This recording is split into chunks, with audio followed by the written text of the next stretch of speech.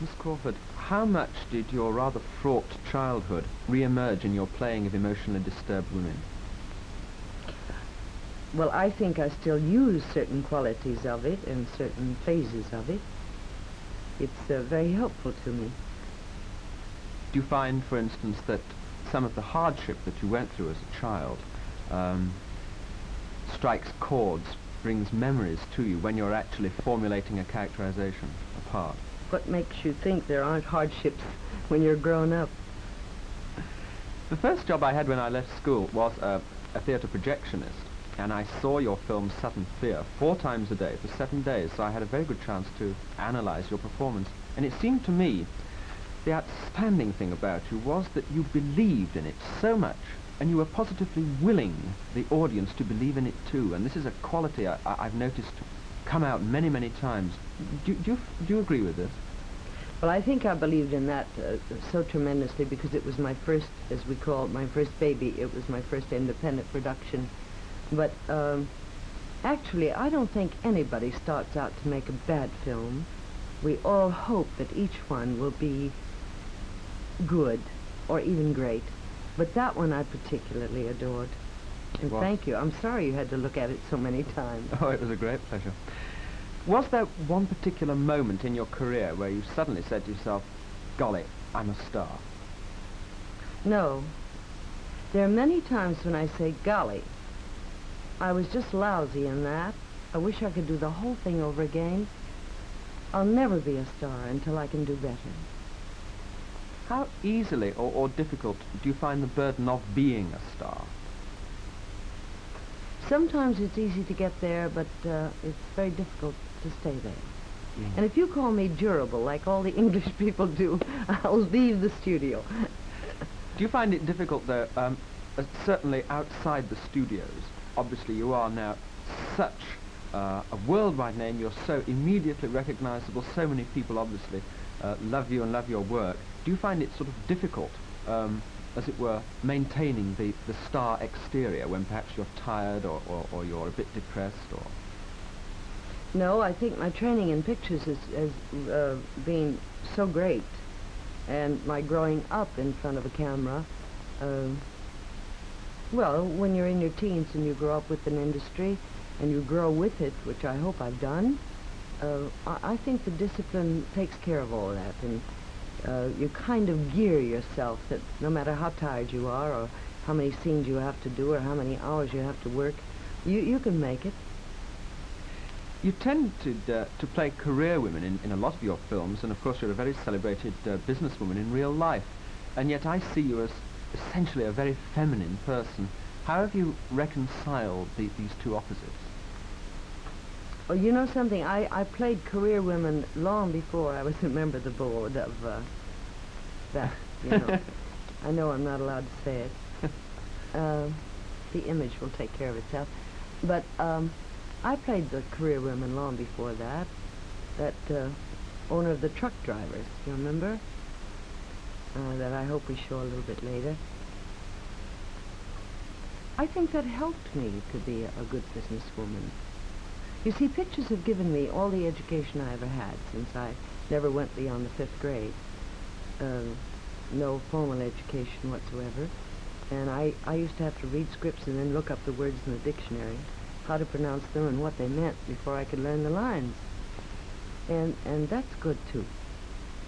And yet you haven't, it seems to me, ever, in all your various playing of these career women, being an expert businesswoman, you're still such a complete woman, so very, very feminine. Have you never found yourself thinking, watch it, you're getting tough, watch it, you're getting hard? No. I saved that for the screen. I'm sorry. I was born a woman, and I hope I will always remain one, and I think women are here to stay. I'd like to be part of that group. What have been the hardest and nicest things that being rich has taught you? I think rich in wisdom, and I can speak that way because I'm not rich financially. Somebody has said recently to me, why is Joan Crawford over here to do a picture in England and a picture in Spain immediately following? Why, when she's so rich? And I hope I'm rich in the desire to give what small talent I have, I would like to share it, and that's just the way I feel. You've played in some pretty scaring pictures, and indeed you've played everything, I think, from psychopaths to murderesses. Have you ever found yourself being a little frightened by your own intensity? To answer your first question, it wasn't a question really, it was a statement, that I played in as murderesses and so many mystery pictures. Obviously you've forgotten a few comedies I did. Oh sure, great comedy, yeah. Like Susan and God and a few others. Right, The wonderful. great George Cukor. And no, I harness that intensity, and I hold it until it's ready to go for the camera. I've heard, I don't know whether this is true, that when you look at yourself on the screen, you've been heard to remark, oh, she's good there, or oh dear, why did she wear that dress? In other words, it's a very different person up there on the screen, and you can achieve complete objectivity. Is this true? I use my body, my face, to project, and my walk, my mannerisms, to project what the character is, whether it be a Monica in the last picture, or a Martha in the next one, or a Helen, or whatever she is. I use this for projection only. And I get very cross when I see Joan Crawford doing something that a Monica would not have done, that it's a Joan Crawford thing instead of a Monica. Do you have a personal maid and a chauffeur, or are you jealous of your independence and privacy? I have a chauffeur here in London. I do not in New York, because I travel so much that so it's useless to have a car there. I just hire one whenever I need it. But I travel about 100,000 miles a year or more, and a personal maid I do have. And I have an 8-room flat in New York, which is quite large, and my personal maid and I take care of it completely and do all the packing, and I do all the cooking. I haven't had a cook for 11 years. A short while ago, you gave quite a long press conference, and I wondered, does sometimes facing prying or unfair questions bother you? Is it an ordeal? It's not an ordeal. It's become now rather comic, because everyone in England says, how old are you and how much money do you have? And how many times have you been married? So I expect it and I'm ready for it. But there are other countries you go to that they don't, can you say give a damn? How old you are and how much money you have. They like you for what you are. And the power of motion pictures is so tremendous that no matter what country you go to, they know you. You've lost you don't have to go through that sound, the language barrier.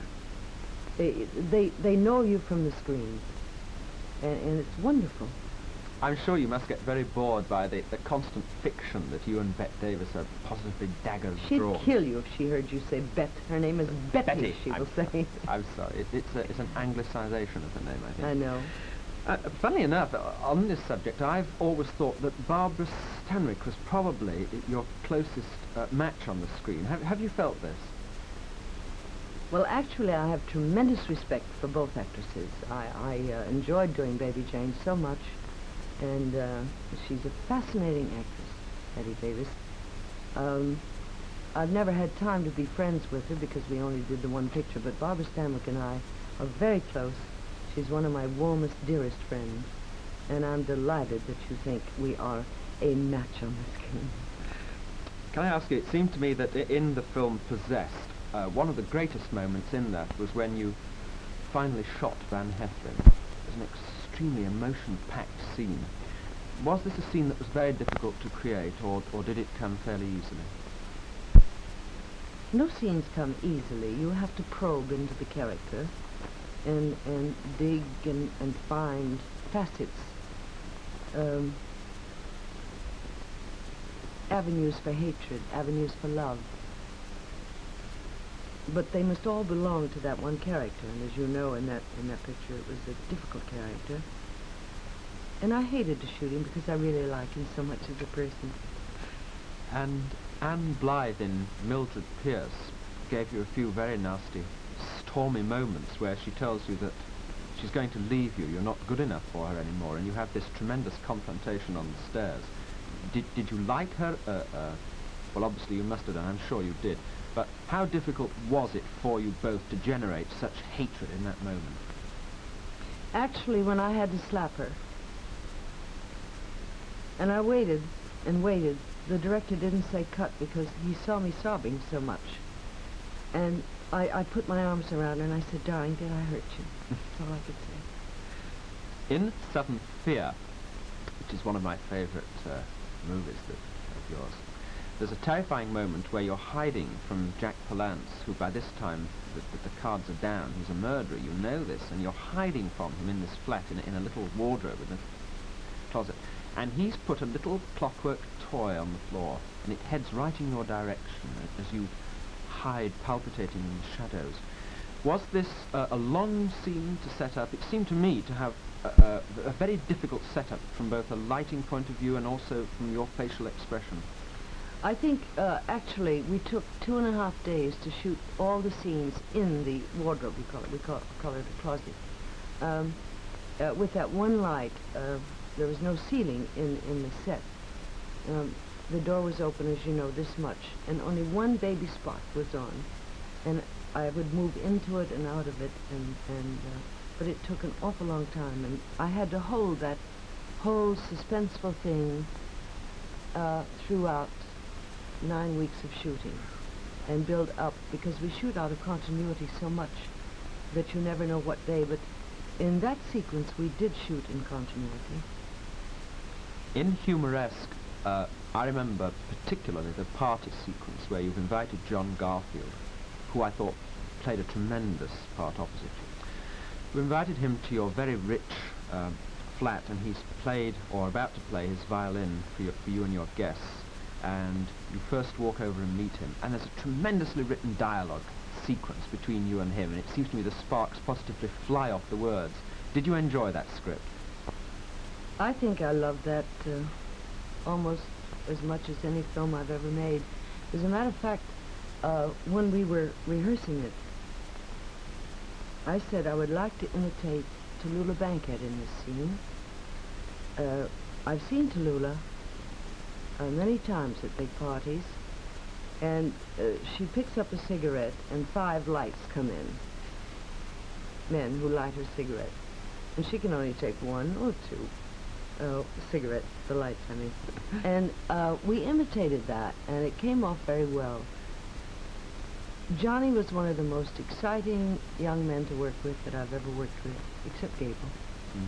But Johnny, I think, was next. One other sequence I must ask you about, which is the dead rat sequence in Baby Jane, which I think, perhaps as much, if not more than Psycho, really frightened me half to death. How scared were you on that moment when you lifted up the tureen cover?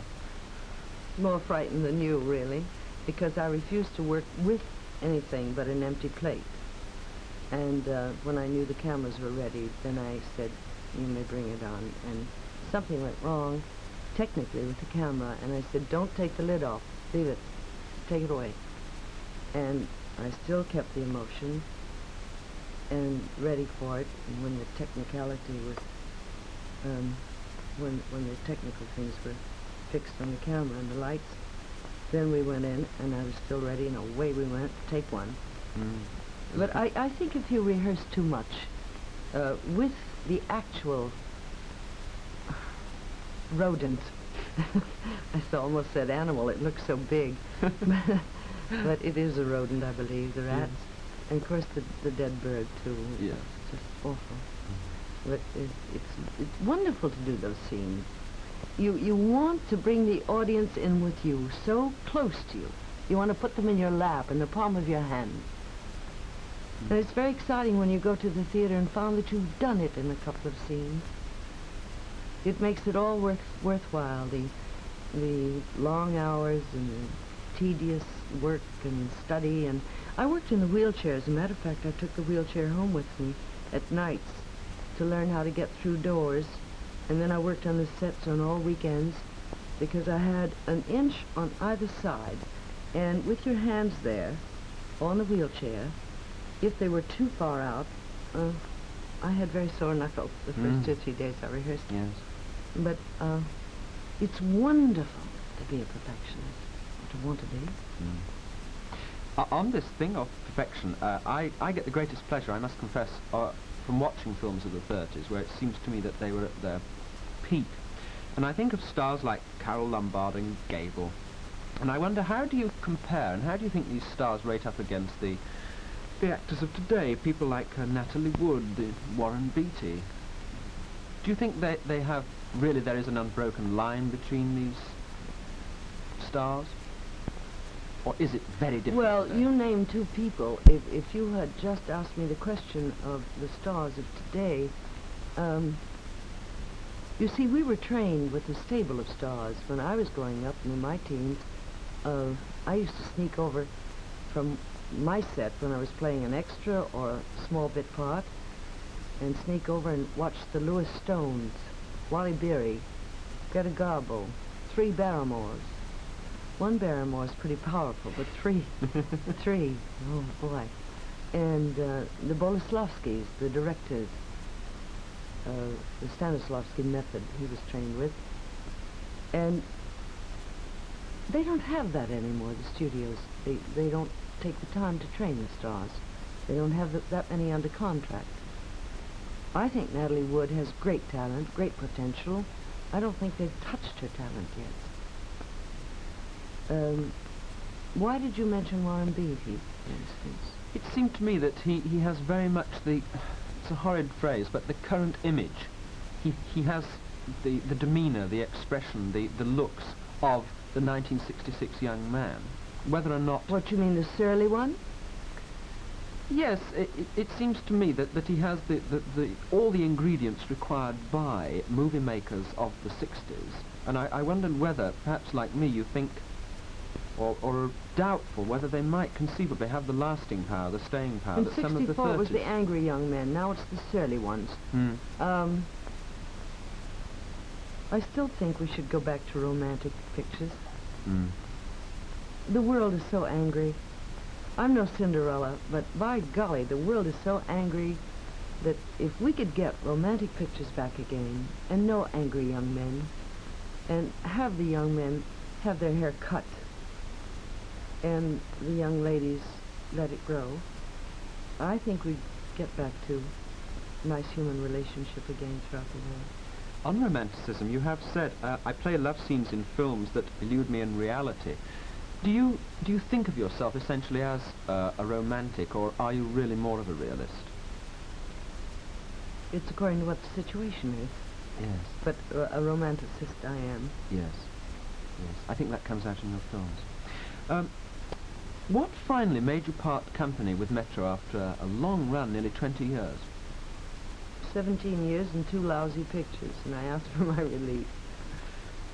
Do you think the independent producer of today is in a better position to acquire talent than the front office system of the 30s and early 40s?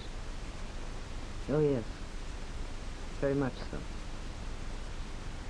When you meet directors like John Negulesco, who you've often worked with, all of what, I suppose 15 years ago now, is it a great reunion, or do you find it difficult to bridge the gap of all those years? I think if you really feel friendship and have warmth and have a feeling of giving and loving,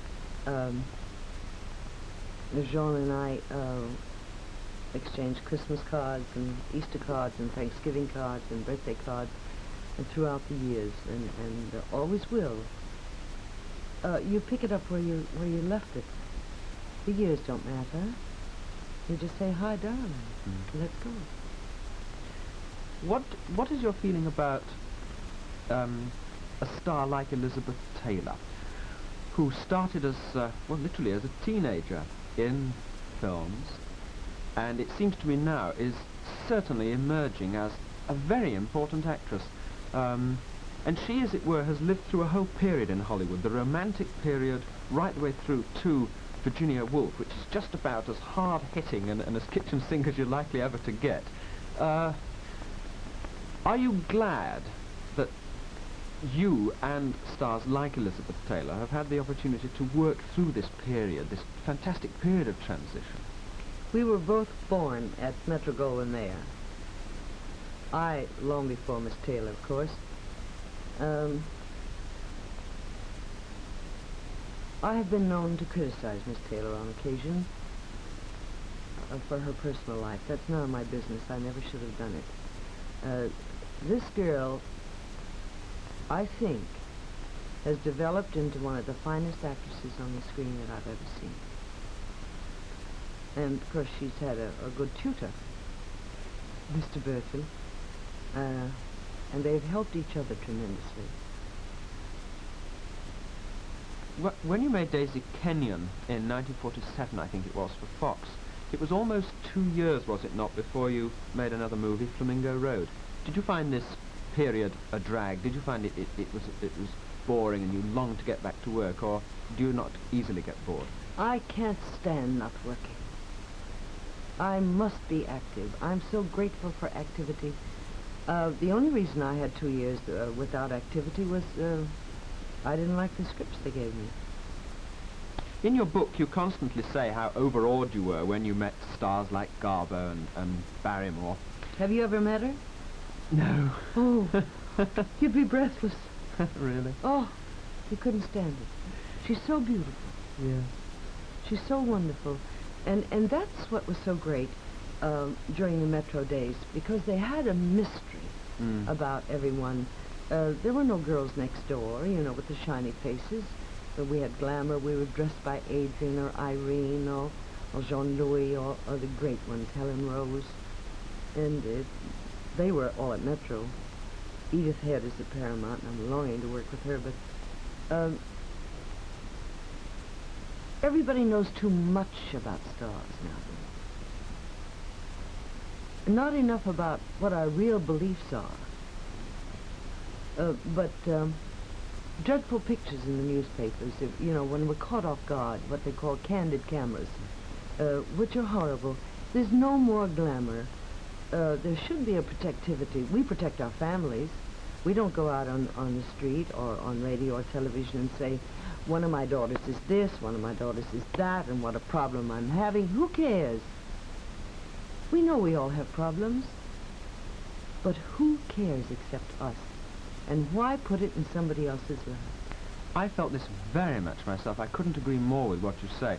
And I felt the low watermark came at that sort of ghastly period in Hollywood with magazines, Confidential and so on and so forth, where the whole thing finally blew up to such a stage that, you know, one hardly dare open these magazines for fear of what one was going to read next. And I think more illusions crashed to the ground during that period than ever before.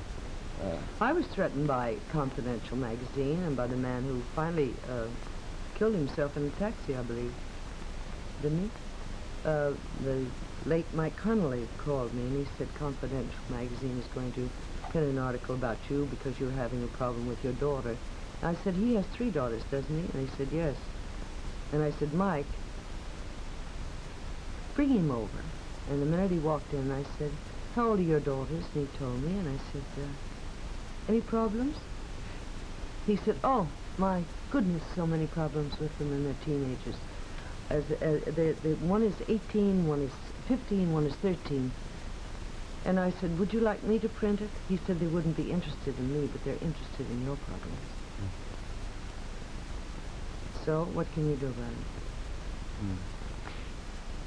it? Would you now like to just take a quick look at a movie annual, which I have here, and in the top corner there, I think you'll see that there's an article about you and what you eat for your breakfast and for your lunch and your tea.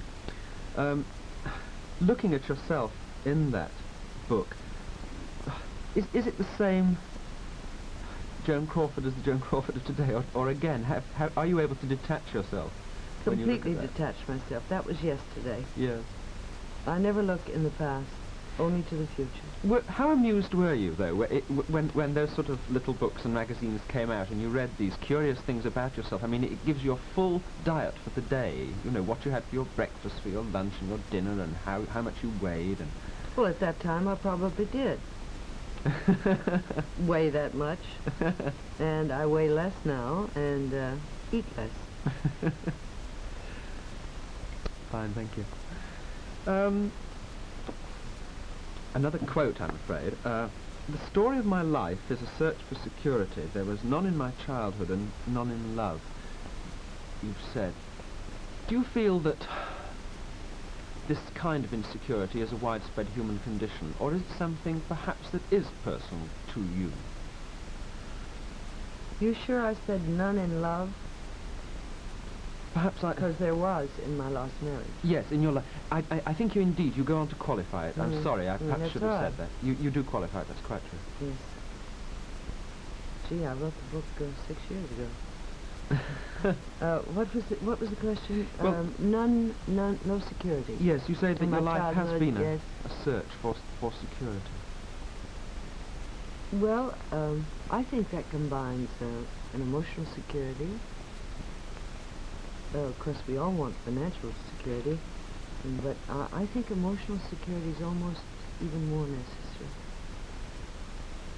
And when you have that, I think you have everything. You can find everything else. Who do you think has been luckier in life? The audiences who have had the tremendous pleasure of watching all your splendid performances, or yourself for being given the gift to give this talent to people? Who's the luckier? I am, because they write to me.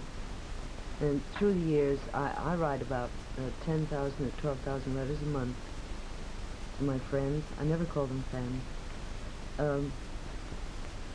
And what they get out of my performances, whether I play, shall I say which?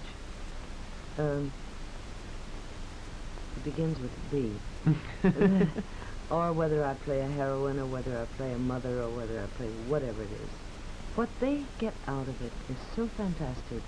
And when you realize throughout the world that you reach this many people, and that they feel a friendship for you, and they write year after year after year, then I feel I'm the lucky one to have found this many friends.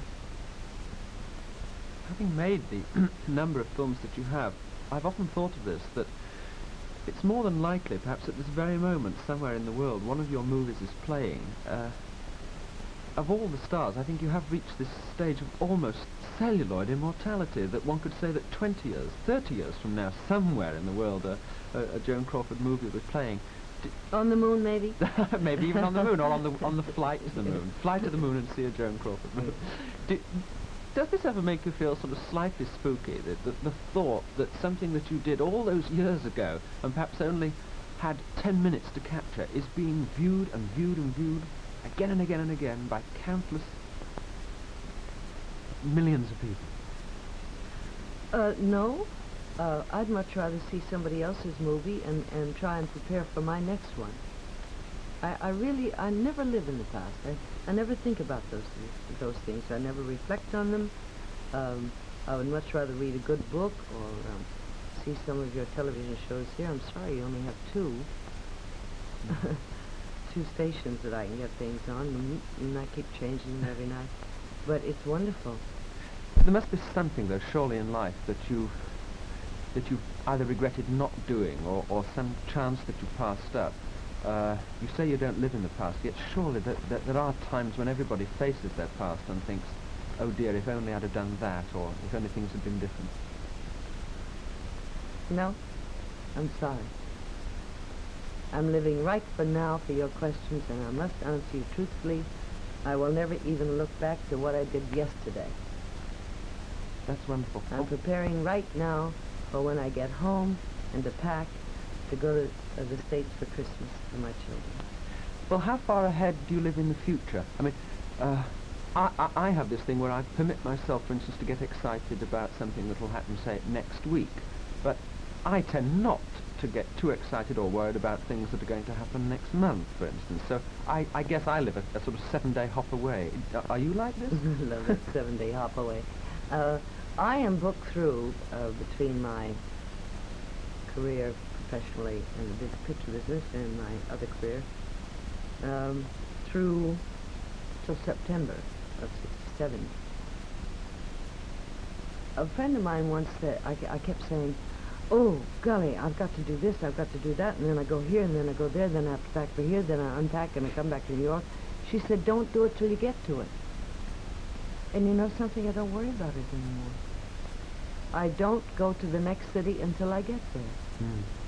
And yet, isn't this strange that you're like this in life, in real life, and yet with your parts, with the playing of your parts, obviously you go into the most fantastic preparation. You foresee every eventuality, every possibility that could conceivably happen. Oh, I prepare for the packing months in advance here. Yes. I worked all day until I came here today with the new producer and new director for the next picture in Spain. We've completed Circus of Blood, so that's finished. But now I'm preparing, and all the time I'm flying and packing. I'm thinking about the next character. And by the time I get to it, I'll be ready. I hope. A great loss, it seems to me, is that today there aren't the... I was going to say heavies, but it really isn't the right word. But there certainly aren't the kind of relaxed artists like Melvyn Douglas who can play drama and who are great in comedy. Oh, tremendous in comedy. Yes. Why do you think it can be that today this kind of playing is so much out of vogue, and there isn't that kind of actor around anyway? Well, you can find one that can play comedy and one who can play drama, you know. Or very rarely can they play both, as you say. But I think Melvyn, being born on the stage, as I was in the movies, he has that technique both for camera and both for theater, and probably doing repertory, where they had to play something else every night, which is so terribly important, and know all the plays. Sometimes I think they did as much as 5 plays a week, and alternated on weekends and matinees, for a comedy during the afternoon and a drama at the night. Can I ask you about John Barrymore, who I think personally is one of the greatest actors ever? I've seen most of his films, and I go to his work like I go to yours. He constantly has surprises in store, even when you've seen him act in a role 10 times. Did you only make... How many movies did you make? Because the one I remember particularly is Grand Hotel. Just the one, was it? Tell me something about him, because he's a fascinating man. He was like this then. He couldn't have cared less. And I'm so sorry, because being married to Douglas Fairbanks Jr., who imitated him quite often in his performances and in life. He did great imitations of him. I had heard so much about him and when I met him, I was, as you say, in awe of him, and I wanted so to be friends with him. But he was rather cross most of the time in those days, and you know, making with the faces and everything. So I offered him a Kleenex one day because his nose was always running, and he said thank you and dropped it like that. And I thought he was very unkind, but what a talent. He was just wonderful. I've heard it said, one actress told me that people didn't like playing love scenes with him too close for too long because he hated taking a bath. Is this true, or is this just one of those weird stories that gets passed down? That he was remarkably lazy about his appearance and about his sort of shaving and washing and all sorts of things, that he could arrive on the set looking an absolute wreck. Well, I wore cologne, and I smelt me only, so I don't know. Can I ask you also, in Grand Hotel, particularly the scene that you play with him on the, as it were, on the balcony overlooking this amazing sort of basin, this hotel which is built around the hollow. The scene there where you play the stenographer, this young girl who's been invited to this very classy hotel, and Barrymore is, as you say, as we say these days, chatting you up, giving you the full Barrymore bit. Did you feel that you were being exploited by him, or rather by the director? What I'm trying to say is, he almost steals the scene, but not quite, in a curious sort of way. I get the impression, for instance, that he's doing his best to upstage you slightly in the scene. Oh, always. Was But he? I had a low neck dress on. I fixed him. No, he was famous for upstaging in the theater and in pictures. I must say he was fascinating, though. Of course, working with Lionel Barrymore was one of the great joys in my life, both in Grand Hotel and in The Gorgeous Hussy. And by the time we did Gorgeous Hussy, Mr. Lionel Barrymore was definitely in a wheelchair. Yes. We had to use that and do the performance around that. But so grumpy and so dear, you just walked up and wanted to hug him every minute, you know, he's so darling. He didn't have the kind of romantic image that John Barrymore had. And of course they were both before my time. I know a lot of people think that very few things were before my time, particularly in England, where they're so age-conscious, but they were before my time, and I learned about them through Douglas Fairbanks Jr., who'd grown up with that whole group. And, I mean, as a child, he grew up with those people being famous. But Lionel was a complete opposite of Jack Barrymore. He was gentle and kind and gruff in the later years, of course, because he was so ill with arthritis, but just darling to me. I loved him very much. What is the nature of your tremendous sympathy and empathy with George Cukor? I mean, I know he directed most of your... I worship this man. Yes. There's no greater talent in the world. I worship him. How are you so certain about him, and yet you've worked with so many other directors? I would agree with you, but it just seems strange that you're so positive that he had something that no other director had. What was the quality? He has the magic of a director as Clark Gable had it as an actor. To me, Cukor can do no wrong. He makes you have a sense of humor about yourself, which I never had until I worked with Cukor.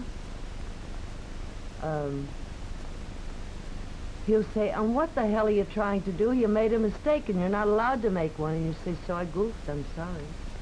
And if you don't have a sense of humor about yourself, Cukor will come up when he knows how sensitive you are, which he knew knows I am, and was particularly during the early days in Woman's Face and Susan God, my first big comedy. Yes. He'd come up to me and whisper quietly to me. But when he knew I needed something like that, like a slap in the face, he'd call me out in front of the whole cast and crew. And he saw once it didn't work, because I burst into tears and left the set. And once in a while I got so angry with him, I said, all right, I'll fix you. I'll do it just the way you want. And I got exactly what he wanted of me. He knows what he's doing every minute. They say he's a great woman's director. I don't agree with that in essence of being just a woman's director. In Philadelphia Story, I think Jimmy Stewart got the award, didn't he? Mm-hmm. Yeah. Well, and he's directed Cary Grant. He's directed quite a few great men stars. And they've always gotten awards or nominations. Everybody has, or lots of people have commented on the way you handle people like Louis B. Mayer. You must have had to have had tremendous tact in those days, a great knowledge of other people's personalities and the way people worked and their approach and everything. L.B. Mayer was like my father. All I know is that in later years, Judy Garland grew up there, and Lana Turner right after me, and Rosalind Russell at the same time. There wasn't one of us that could go to Louis B. Mayer's office with a problem, and I never went unless I had a problem, so I didn't bother him. That we weren't put straight in his office. If he was in the boardroom, or vice versa, on his office, we were taken to the boardroom. There was not one time that this man ever turned any of us down to listen to a problem. And he took care of it, what's more. He followed through. He was absolutely fantastic. Don't you believe those books written about him? No. This to me is part of the whole thing of the 30s. This is why, again, I enjoy the 30s films so very much, that it seemed to me that although filmmaking might have been conveyor belted, although there's some truth in the charge that artists were manufactured and that artists... I don't believe this, and You you obviously manufacture do. toys, you don't manufacture stars. Mm. You can't turn them out. There were, nowadays you see them, they're all out of the same cookie cutter, you know. Right. What has gone so wrong, really? I feel it has gone wrong. Why? This is They my allowed us impression. to be individuals. We don't all have to be blonde with long hair. We don't all have to be plump. We don't all have to be exotic. Mm. If you're thin, you're thin. Like Katharine Hepburn, the one, I think it was Cukor, who said so. She has a big jaw, exaggerate. Adrian said about my shoulders, she has big shoulders, exaggerate. Shoulder pads came into being. Mm. Let us be what we are. Why then does there have to be this constant interference these days, not just from the directors and producers, but it seems to me now that films are made at almost a sort of committee level. There are so many vested interests, there's such a lot of money to be made or lost, and there are so many people who want to have their little bit, who want to have their little say. It seems to me that this is a sort of diluting process. So much money to be made or lost, you just said. So much talent to be made or lost.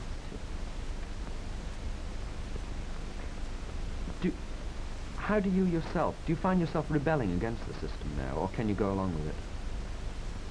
I go along with it because I have other activities. I do what I want to do in the way of films, and that's it. I find myself, I get a tremendous nostalgia about stars and directors who I've never even met and never will meet. For you, having worked through this period, having been so close to the 30s and knowing so many people as you obviously do, don't you ever feel sometimes a sadness? I know I do, watching it, and I think, you know, my God, these days are never ever going to come again. And for you it must be worse. You must sometimes feel desperately sad, don't you? Mm. Well, you've got a resilience. How are you so resilient when you were so much a part of that tremendous 30s system, the whole movie-making industry? Talk is still only I feel fine. sad for the industry that they're not training stars today Yeah. for the future. That's the only sad thing I feel, is for the industry itself. You'll always be able to make epics and, you know, things like that. But the individual stories and the personalized stories, they'll have to come back to it. But I think television is devouring most of our story plots, as you full well know.